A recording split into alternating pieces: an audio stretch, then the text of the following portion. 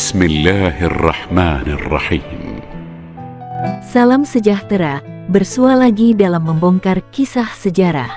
Kisah kali ini adalah dari katitan seorang penjajah barat dari Amerika. Seperti apakah kisah ini? Mari sama-sama kita saksikan kisah menarik ini. Apakah kisah selanjutnya? Perkara di atas menunjukkan dengan jelas bahwa Gubernur Sande berhasrat. Pertama, untuk mengurangkan suluh kepada negara vasal. Kedua, untuk menuntut penghormatan dalam mutiara. Ketiga, untuk menjamin perdagangan suluh bagi orang Spanyol. Keempat, menghukum Sultan Sulu atas bantuan yang diberikannya kepada Sultan Brunei menentang tentera Spanyol. Kelima, untuk menyelamatkan hamba Kristian di Sulu. Keenam, melucutkan senjata artileri dan peluru sulus dan semua kapal kecuali bot nelayan untuk menghentikan lanun mereka. Ketujuh, untuk memaksa Sulus menjadi petani yang aman. Kelapan, untuk mencabut doktrin terkutuk Muhammad dan menukarkan Sulus kepada agama Kristian. Ketua ekspedisi diarahkan untuk melaksanakan arahan ini dengan berhati-hati dan selembut mungkin. Dan tidak ada sebab untuk berpikir bahwa dia gagal mematuhi arahannya kepada surat itu. Tetapi tidak kira betapa berhati-hati dan setianya Kapten Rodriguez. Ia tidak sukar bagi Sulus untuk memahami tujuan ekspedisi dan motif kerajaan Spanyol. Dan tidak masuk akal bahwa orang-orang seperti itu akan menyerah kepada pengikut dan menerima penghinaan langsung terhadap agama mereka, tanpa rasa dendam dan tanpa perjuangan. Gubernur Sande tahu reputasi Sulus, tetapi dia pasti meremehkan kekuatan mereka dan gagal menyediakan garison untuk pendudukan wilayah yang ditakluki dan perlindungan penduduk asli yang aman. Pada bulan Januari tahun 1579, Gubernur Sande menghantar ekspedisi ke Mindanao, diperintah oleh Kapten Gabriel de Ribera, di bawah arahan yang serupa dengan yang diberikan kepada Kapten Rodriguez.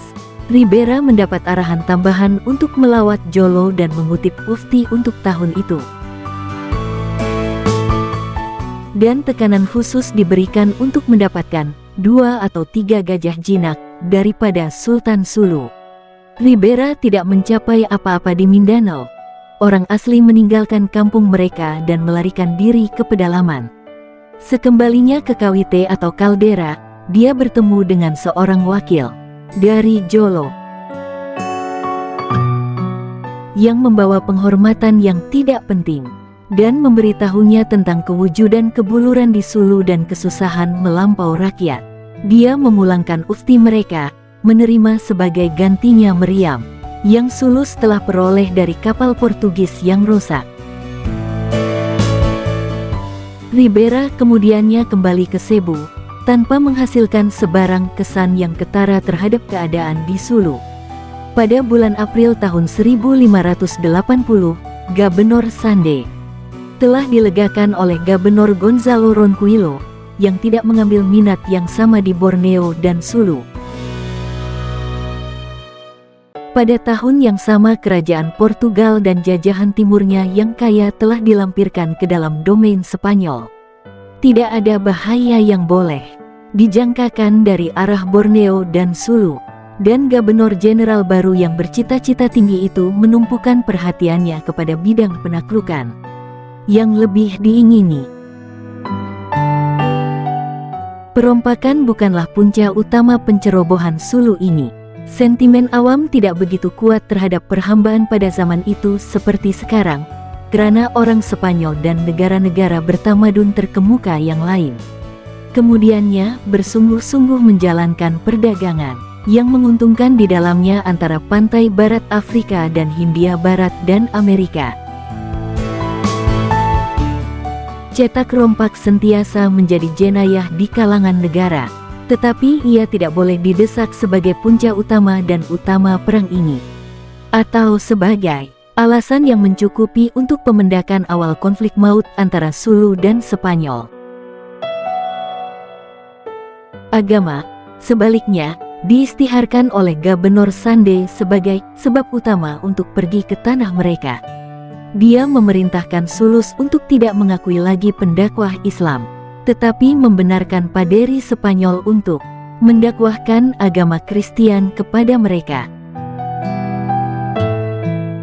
Para pendakwah Muhammad diarahkan untuk ditangkap dan dibawa kepadanya, dan masjid-masjid untuk dibakar atau dimusnahkan dan tidak dibina semula. Sebahagian daripada arahan yang diterima oleh Adelantado Miguel López de Legazpi sebelum memulakan ekspedisinya ke Filipina berbunyi seperti berikut. Dan kamu harus berhati-hati agar dalam semua perundingan kamu dengan penduduk asli di wilayah tersebut, beberapa orang agamawan yang menemani kamu hadir, kedua-duanya untuk memanfaatkan nasihat dan nasihat mereka yang baik, dan supaya orang asli dapat melihat dan memahami Anda. Anggaran tinggi mereka karena melihat ini, dan penghormatan yang besar dari askar kepada mereka, mereka sendiri akan menghormati agama yang besar. Ini akan menjadi momen yang hebat, supaya apabila penganut agama memahami bahasa mereka, atau mempunyai juru bahasa yang melaluinya mereka boleh membuat mereka memahami iman Katolik kita yang suci. Orang India akan menaruh kepercayaan sepenuhnya kepada mereka, karena Anda sadar bahwa perkara utama yang dicari oleh Baginda ialah peningkatan iman Katolik kita yang suci, dan keselamatan jiwa orang-orang kafir itu.